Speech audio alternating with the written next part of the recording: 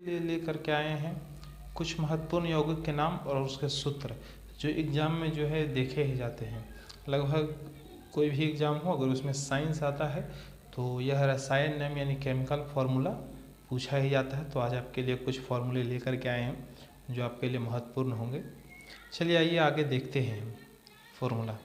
जैसे बोरेक्स यानी सुहागा, जैसे कहते हैं ना कि सोने पर सुहागा लग जाए तो यह सोने पे सुहागा हो जाएगा, वही चीज़ है। सुहागा का सूत्र पहले बताना है कि क्या होता है केमिकल फार्मूला।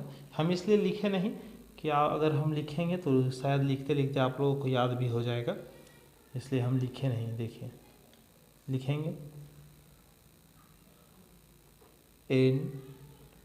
Na2B4 और O7.10H2O, ये आपका जो है फार्मूला होता है सुहागा का, यानी Na2B4 O7.10H2O। आइए अगला देखते हैं। दूसरा है यूरिया। यूरिया का फार्मूला क्या होता है? यूरिया का फार्मूला होता है CONH2 यह जो है यूरिया का फार्मूला होता है। बोरेक्स यानी सुहागा का फार्मूला Na2B4 O7.10H2O और यूरिया का होता है CONH2। चलिए अगला देखते हैं। अगला जो है वह ग्लूकोज है। तो ग्लूकोज का फार्मूला होता है C6 यानी कार्बन के 6 अणु और हाइड्रोजन के 12 और ऑक्सीजन के 6 अणु मिलकर के जो है ग्लूकोज बनाएंगे, यानी C6H12O6, यह फार्मूला होता है ग्लूकोज का। चलिए चीनी का देखते हैं। चीनी का जो है वह 12 हो जाएगा, यानी C12H22 और O11, यह फार्मूला होता है। यानी कार्बन के 12 अणु, हाइड्रोजन के 22 और ऑक्सीजन के 11 अणु मिलकर के चीनी का निर्माण करेंगे। आगे देखते हैं वॉशिंग सोडा, जिसे हम लोग धोवन सोडा भी बोलते हैं, और यह जो है आपके एग्जाम में देखने को मिलता ही है। इसका फार्मूला हो जाएगा Na2CO3.10H2O। वॉशिंग सोडा का फार्मूला होगा Na2CO3.10H2O, यह होगा, यह .10H2O। चलिए जिप्सम देखिए। जिप्सम क्या कहता है? जिप्सम का हो जाएगा CaSO4.2H2O, यह आपका जिप्सम का फार्मूला हो जाएगा। जिप्सम का फार्मूला क्या होगा? CaSO4.2H2O। चलिए आगे देखते हैं जिंक फॉस्फाइड। जिंक फॉस्फाइड को हम लोग जो है वह चूहा विष के नाम से भी जानते हैं। तो जिंक फॉस्फाइड का क्या होगा सूत्र? Zn3। देखिए जिंक फॉस्फाइड का क्या होगा? Zn3 और P2 फॉस्फाइड जिंक, Zn3 हो गया जिंक फॉस्फाइड। आसानी से इसको लिख दिए, ये होगा चूहा विष। चलिए बेकिंग सोडा देख लेते हैं। बेकिंग सोडा मतलब खाने वाला सोडा, समझ रहे हैं ना? खाने का सोडा भी लिख सकते हैं। बेकिंग सोडा यानी खाने का सोडा भी इसको कह सकते हैं। घर में जो खाने का सोडा उपयोग करते हैं ना, वो वाला। तो खाने का सोडा का क्या होगा? NaHCO3 यह फार्मूला होता है बेकिंग सोडा यानी खाने के सोडा का। कोरंडम का सूत्र बिल्कुल ही आसान है। कोरंडम का क्या होता है? Al2 और O3, Al2O3, यह क्या होता है? कोरंडम का फार्मूला। आगे देखते हैं फ्रियोन। फ्रियोन जो है वह प्रशीतक के रूप में काम करता है। जैसे हम लोग का घर होता है, घर में जैसे फ्रिज हम लोग रखते हैं, तो फ्रिज में प्रशीतक का रूप जो ठंडा करता है ना, है वो गैस जो भरी जाती है फ्रिज में, वह फ्रियोन ही रहती है। तो फ्रियोन का सूत्र क्या होता है? CF2Cl2, यानी यहाँ लिखेंगे CF2Cl2, यानी CF2Cl2 क्या होता है? फ्रियोन का फार्मूला होता है। आगे देखिए यह है लाफिंग गैस। लाफिंग गैस को हम लोग नाइट्रस ऑक्साइड बोलते हैं, या इसे लाफिंग गैस यानी जिससे हंसते रहता है लोग। अगर इसको सुंघा दिया जाए इस गैस को, इसका फार्मूला होता है N2O। यही नाइट्रोजन के 2 अणु ऑक्सीजन के 1 अणु मिलकर के इस गैस का निर्माण करता है, यानी लाफिंग गैस। अगर यह सुंघा दिया जाए किसी को तो वह लगभग 10 मिनट तक हंसता ही रहेगा, इसलिए इसको लाफिंग गैस कहा जाता है। चलिए ये हो गया। आगे देखते हैं आंसू गैस। आंसू गैस या इसे टीयर गैस में बोलते हैं, जो पुलिस के द्वारा जो है भीड़ को तितर बितर करने के लिए उपयोग किया जाता है, ये आप लोग भी जानते हैं। और यह आंसू गैस का होता है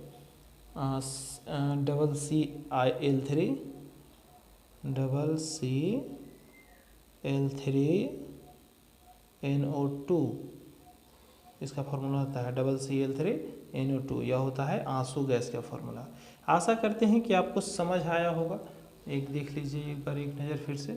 बोरेक्स का Na2B4O7.NH2O, यूरिया का CONH2 के हॉल 2, ग्लूकोज का C6H12O6, चीनी का C12H22O11, वॉशिंग सोडा यानी धोने वाला सोडा जो हम लोग कपड़ा उपड़ा धोते हैं उसे Na2CO3.NH2O, जिप्सम का होता है CaSO4.2H2O, जिंक फॉस्फाइड यानी चूहा विष जिसको बोलते हैं उसको बोलते हैं Zn3P2, बेकिंग सोडा यानी खाने वाला सोडा जो हम लोग मिलाते हैं वो होता है NaHCO3, कोरंडम का सूत्र होता है Al2O3, फ्रियोन जो हम लोग प्रशीतक के रूप में उपयोग करते हैं फ्रिज में, रेफ्रिजरेटर में, उसको बोलते हैं CF2Cl2। इसको जो है तोड़ के आप याद कीजिएगा तो आसानी से याद हो जाएगा। लाफिंग गैस, लाफिंग गैस यानी जो हंसने वाला गैस होता है, यानी नाइट्रस ऑक्साइड जिसको बोलते हैं वो होता है N2O। और आंसू गैस यानी टीयर गैस आप जानते हैं पुलिस के द्वारा उपयोग किया जाता है, CCl3NO2, ये इसका फॉर्मूला होता है। चलिए आगे देखते हैं हम लोग, अगला जो है बताते हैं आपको। आइए अगला हम लोग देखते हैं।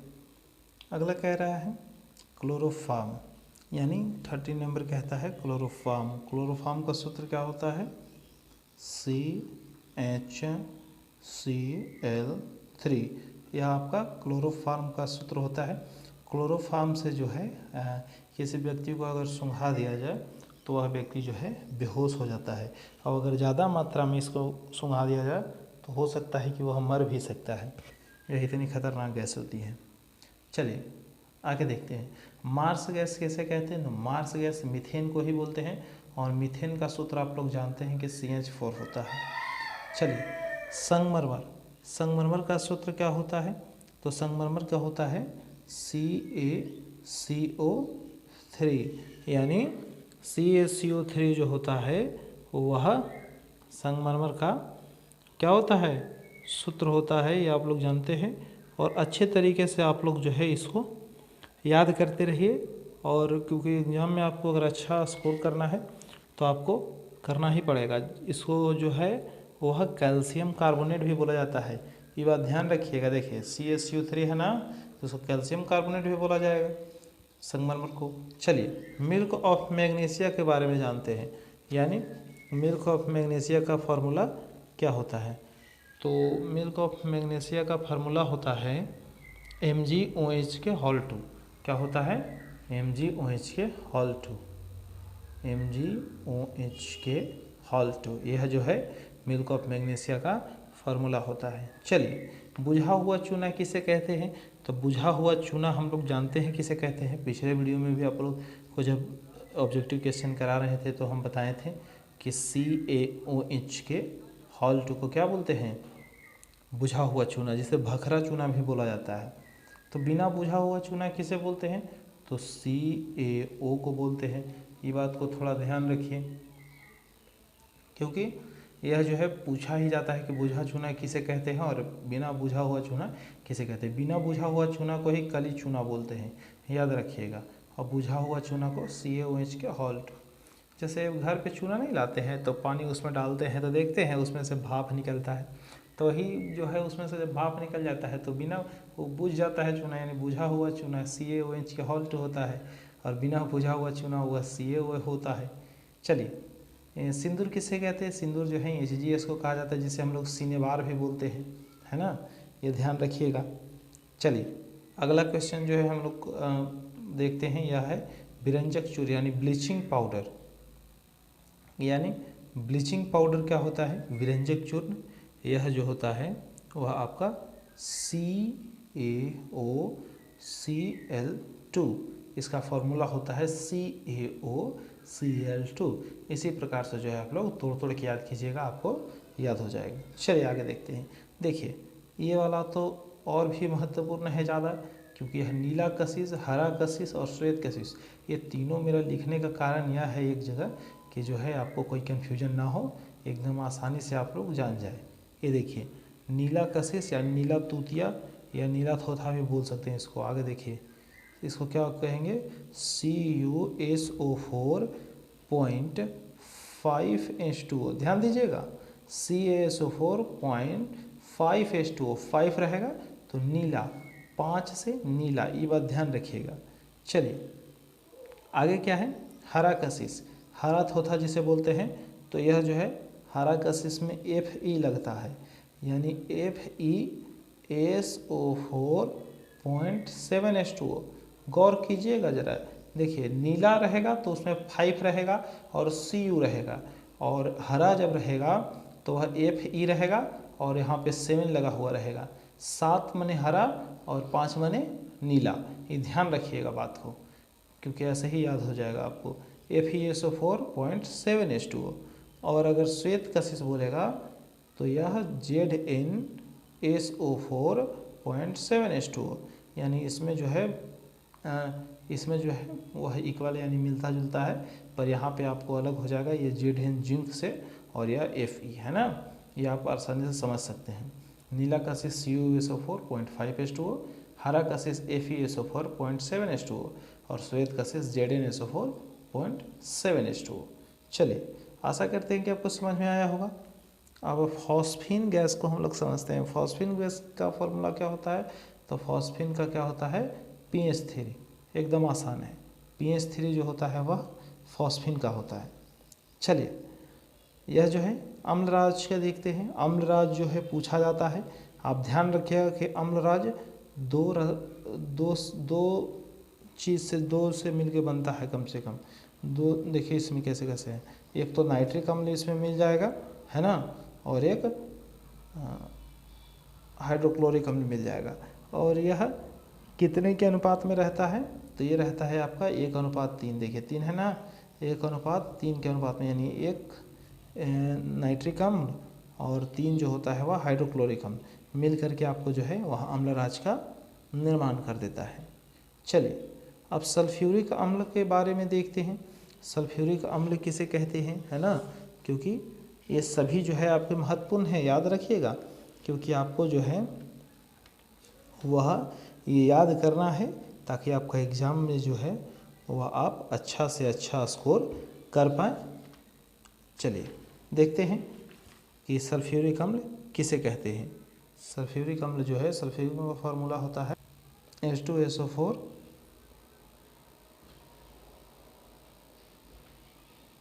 ये रहा आपका सल्फ्यूरिक अम्ल का फॉर्मूला H2SO4। यह सल्फ्यूरिक अम्ल का हो गया।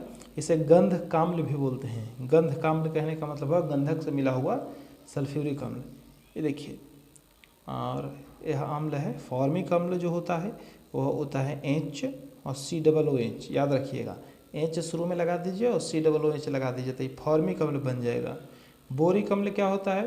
तो H3 और BO3। ये देखिए BO3 और H3BO3 मिलके बोरिक अम्ल बना देगा, है ना।